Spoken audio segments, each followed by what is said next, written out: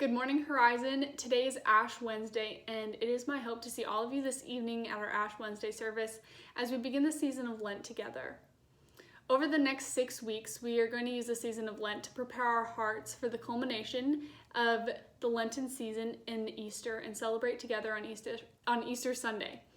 But throughout the season, Brad and I have invited 20 members from the congregation to share a gospel story in which they see Jesus performing an act of hospitality.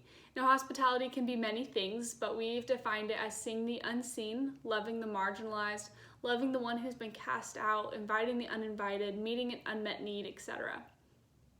But this morning, I'm going to share about a story that many of us are quite familiar with. It's actually one that I tend to often roll over because I heard it so many times growing up in Sunday school. But recently, I've noticed that Jesus marks the story with his hospitable heart. So today, I'm going to be reading from John 6, verses 1 through 13. Sometime after this, Jesus crossed to the far shore of the Sea of Galilee, and a great crowd of people followed him because they saw the signs he had performed by healing the sick. Then Jesus went up on a mountainside and sat down with his disciples. The Jewish Passover festival was near. When Jesus looked up and saw a great crowd coming toward him, he said to Philip, "Where shall we buy bread for these people to eat?" He asked this only to test him, for he already had in mind what he was going to do. Philip answered him, "It would take more than half a year's wages to buy enough bread for each one to have a bite." Another of his disciples, Andrew, Simon Peter's brother, spoke up. "Here is a boy with 5 small barley loaves and 2 small fish. But how far will they go among so many?" Jesus said, "Have the people sit down." There was plenty of grass in that place, and they sat down. About 5,000 men were there.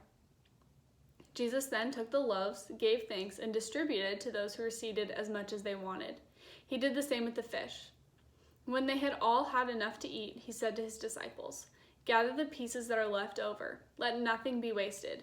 So they gathered them and filled 12 baskets with the pieces of the 5 barley loaves left over by those who had eaten. As I read this story, I imagine that it was coming close to dinner time. Likely the sun was beginning to go down. The disciples were becoming restless. They were ready to eat themselves, maybe to go home and rest. Maybe some of them were introverts and simply needed time to be alone. Nonetheless, they were ready to call it a day. I can imagine that Philip's response to Jesus' question likely came similar to how I would have responded to my parents when I was a teenager. Maybe a roll of the eyes, a sigh, and a hint of sarcasm in his response. But then I imagine Jesus gently and tenderly reminding Philip of the work that they were to do, to care for the person in front of them, and in this case, 5,000 people or more. Now, we don't know the crowd. We don't know how many of these people were on the margins of society, widowed, orphaned, poor, living their life with a disability, maybe a foreigner. We don't know if this crowd had lunch that day or if they hadn't eaten in a week. But the passage does say that everyone had enough to eat. In this act, Jesus ensured that each person left cared for in the physical sense. Jesus saw each individual in front of him and cared for their well-being.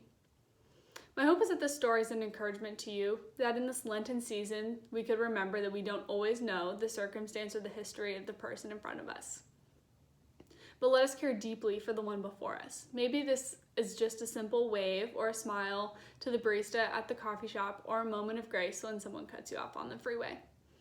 I look forward to continuing on this journey with you over the next 6 weeks as we explore these instances of hospitality in Jesus' life.